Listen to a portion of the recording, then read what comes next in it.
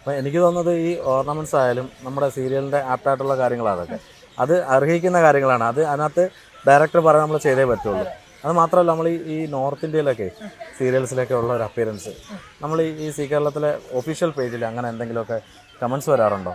Comments നെഗറ്റീവായിട്ടും പോസിറ്റീവായിട്ടും വരാം. എന്ത് കാര്യം വേറൊന്നുമല്ല, നമ്മുടെ മലയാളം പക്ക സീരിയലുകളിൽ ഒരുപാട് അങ്ങനത്തെ ഓർണമെന്റ്സ് അല്ലെങ്കിൽ ഒരുക്കവും അങ്ങനെ കാണിക്കാറില്ല. വളരെ സാധാരണ രീതിക്കാണ്, നോർമലുള്ളതാണ് അതെ. പക്ഷെ ഇതൊരു തെലുങ്ക് റീമേക്ക് ആണ് ഈ സീരിയൽ. എനിക്ക് തോന്നുന്നു മറ്റ് ചാനലുകളിൽ എടുക്കുകയാണെങ്കിൽ സീ കേരളത്തിലാണെന്ന് തോന്നുന്നു ഏറ്റവും കൂടുതൽ ഓർണമെന്റ്സ് യൂസ് ചെയ്യുന്ന സീരിയൽസ്. ഓർണമെന്റ്സ് ആണെങ്കിലും വേഷമാണെങ്കിലും ക്വാളിറ്റി ആണെങ്കിലും എല്ലാം കൊണ്ടും സീ കേരളം നല്ല മുമ്പിൽ നിൽക്കുന്നുണ്ട്. അപ്പോൾ നമ്മുടെ ചാനൽ തന്നെയാണ് ആവശ്യപ്പെട്ടത്, ഇങ്ങനെ വേണമെന്നുള്ളത്, ഹൈ ഗെറ്റപ്പിൽ തന്നെ ചെയ്യണം എന്ന് പറഞ്ഞു. എന്നെ കൊണ്ട് പരമാവധി ഞാൻ ചെയ്യുന്നുണ്ടെന്നാണ് എൻ്റെ വിശ്വാസം. ഉറപ്പായിട്ടും ഉണ്ട്. ഇപ്പോൾ ഈ ഇപ്പം ഈ ഒരു വർഷമായിട്ട് പോകുന്നുണ്ട്, നല്ല രീതിയിലാണ് പോകുന്നത്. ക്യാരക്ടേഴ്സ് നല്ലപോലെ എല്ലാവരും നല്ലപോലെ പോകുന്നുണ്ട്. ഇനി അടുത്ത ഓഫർ, കാര്യം ഒരിക്കലും ആരും വിശ്വസിക്കില്ല ഈ സംസാരിക്കുന്ന കേട്ട് കഴിഞ്ഞാൽ ഫസ്റ്റ് സീരിയലാണെന്നുള്ളത്. ഒന്നുകൂടെ ഒന്ന് പറഞ്ഞുതരാം പ്രേക്ഷകരോട്. ആദ്യത്തെ സീരിയലാണ്, ആദ്യത്തെ പ്രോജക്റ്റാണ് സീരിയൽ, നല്ല ഫസ്റ്റ് പ്രോജക്റ്റ്. അതായത് സ്ക്രീനിൽ കാണുന്നതന്നെ ആദ്യമായിട്ടാണ് എല്ലാവർക്കും. ഇപ്പോഴും അറിയാത്ത ആൾക്കാരുണ്ട്, ഇഷ്ടം പോലെ പേരില്ലേ. തീർച്ചയായിട്ടും നമ്മുടെ സായികുമാറിൻ്റെ മകള് തന്നെയാണ് വൈഷ്ണവി. അപ്പോൾ വൈഷ്ണവി ആദ്യം ഞാൻ കണ്ടപ്പോഴേ എന്നെ തൊഴിക്കൊന്നും ചെയ്യല്ല കേട്ടോ. സായികുമാറിൻ്റെ മകളെന്ന് എൻ്റെ അടുത്ത് അവിടെ വെച്ച് പറഞ്ഞു, നമ്മുടെ ജഗതിയിലെ വീട്ടിൽ വെച്ച്. അപ്പോൾ ഞാൻ അവിടെ നിന്നിട്ട് ഓടാ ഈ കിളവിയോ എന്ന് പറഞ്ഞു, എന്നെ ഒന്നും പറയല. പിന്നെയാണ് ഈ കാര്യം വെച്ചാൽ അതെ എന്ന് വെച്ചാൽ പിന്നെയാണ് ഞാൻ അറിഞ്ഞത് ഇത് ഫുൾ മേക്കപ്പാണ്. ഇപ്പം എൻ്റെ തെറ്റിദ്ധാരണ മാറി കേട്ടോ, ക്ഷമിക്കണം കേട്ടോ. ഞാൻ അന്നൊരു കോമഡി ആയിട്ട് പറഞ്ഞതാ, ഞാൻ വിശ്വസിച്ചില്ല സായികുമാറിന്റെ മകളാണെന്നുള്ളത്. അല്ല വേറൊന്നല്ല, ഈ ഗെറ്റപ്പിൽ നിന്നാലേ മനസ്സിലാവുള്ളൂ ക്യാരക്ടർ. അതല്ല ബാക്കിയുള്ളവർക്ക് കണ്ടിട്ടില്ല അധികം മുഖം, നമ്മുടെ ഫോട്ടോസിൽ പോലും കണ്ടിട്ടില്ല. അച്ഛൻ വീട്ടിലുള്ള സമയം വരെ സോഷ്യൽ മീഡിയ ഒന്നും അധികം ഫേസ്ബുക്കും ഇൻസ്റ്റയൊന്നും അത്ര ആക്റ്റീവ് അല്ലായിരുന്നു. അല്ല അതിനുശേഷമാണ് ഇതൊക്കെ വന്നത്. ഇപ്പോൾ ഈ ഒരു ഹസ്ബൻഡ് ഇത്രയും നല്ല സപ്പോർട്ട് ചെയ്യുന്നുണ്ട്. ഇനി അടുത്ത പ്രോജക്റ്റ് ഇപ്പോൾ ഇത് കണ്ടിട്ട് ആരെങ്കിലും ഒക്കെ വിളിച്ചിട്ടുണ്ടോ?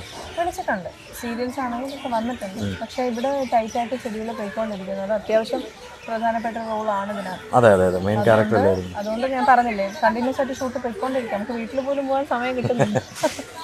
അപ്പോൾ എനിക്ക് തോന്നുന്നതേ ഈ ഒരു ഇൻ്റർവ്യൂ കൂടെ കഴിയുമ്പോഴത്തേക്കിന് എനിക്ക് തോന്നുന്നത് ഏതെങ്കിലും സിനിമയിലെ ഡയറക്ടേഴ്സ് വിളിക്കാൻ ചാൻസ് ഉണ്ട്. കാര്യം നമുക്ക് ആഗ്രഹം അല്ല, നമുക്ക് അങ്ങനെ പോകണമെങ്കിൽ നമുക്ക് പോകാമായിരുന്നു. പക്ഷേ പഠിത്തം കഴിഞ്ഞു, സേഫായി, വിവാഹമെല്ലാം കഴിഞ്ഞ് നല്ലൊരു കുടുംബമായിട്ട് പോയിക്കൊണ്ടിരിക്കുക. പിന്നെ ഒരു നല്ലൊരു ഓഫറൊക്കെ വന്ന സിനിമ നോക്കിക്കൂടെ? പിന്നെ ഉറപ്പായിട്ടും പറഞ്ഞോളാം എന്നാ. ഉറപ്പായിട്ടും അത് ചെയ്യണം എന്ന് തന്നെയാണ് ഞങ്ങളുടെ എല്ലാ ആഗ്രഹം. കാര്യം ഇനി എനിക്ക് തോന്നുന്നു കൂടുതൽ ഇനി അമ്മ കഥാപാത്രങ്ങൾ കിട്ടാൻ ചാൻസസ് ഉണ്ട്.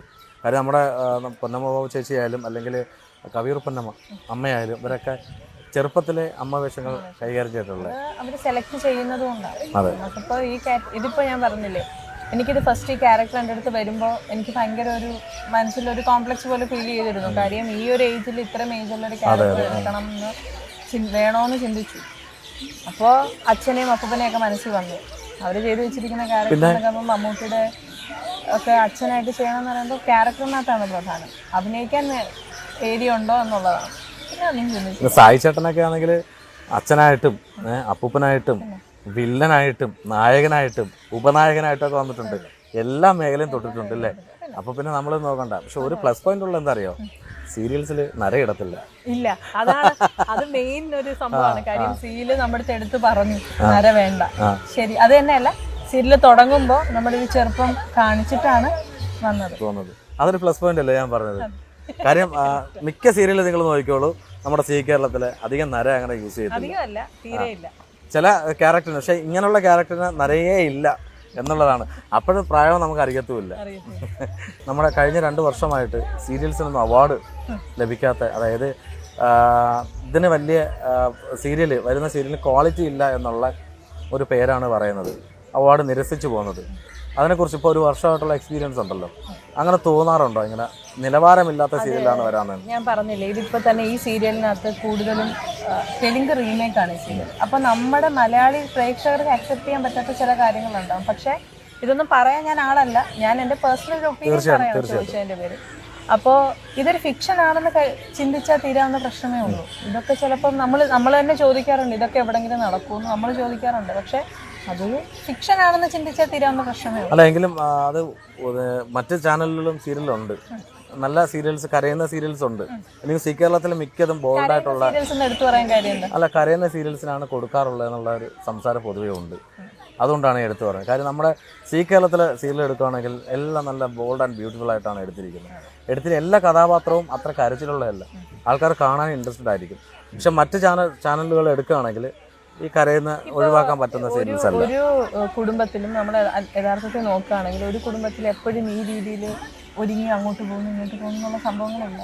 കരയുന്നെന്ന് പറയുന്ന എല്ലാ കുടുംബത്തിലും വിഷമങ്ങളും കാര്യങ്ങളും ഉണ്ട്. അല്ല ഇനി അതാണ് അവാർഡ് കൊടുക്കാൻ അവരുദ്ദേശിച്ചത്, കരയുന്ന സീരിയൽസിന് മാത്രമേ കൊടുക്കാന്നുള്ളത് ചോദിക്കണം. എന്താണ് നിങ്ങൾ ഉദ്ദേശിക്കുന്ന സംഭവം എന്ന് അവരുടെ അടുത്ത് തന്നെ ചോദിച്ചാലേ മനസ്സിലാവും. പക്ഷെ അതിലൊക്കെ ഒരു വിഷമം. ഇപ്പൊ സീരിയൽ ആർട്ടിസ്റ്റ്, ഇപ്പൊ ഒരു ആർട്ടിസ്റ്റ് എല്ലാവരും കഷ്ടപ്പെടുകയല്ലേ എന്റെ ഒരു ചെറിയൊരു റീസൺ വെച്ചിട്ട് നിലവാരമില്ല എന്ന് പറയുമ്പോഴത്തേക്ക് ഒറ്റയടിക്കത് തീർന്നില്ല. ഇത്രയും നാളെ എന്തൊക്കെയാണെങ്കിലും ഇപ്പൊ കണ്ടില്ലേ ഇവിടെ എത്ര പേരാണ് ഞാൻ കണ്ടു തീർച്ചയായിട്ടും. അതെ. അപ്പൊ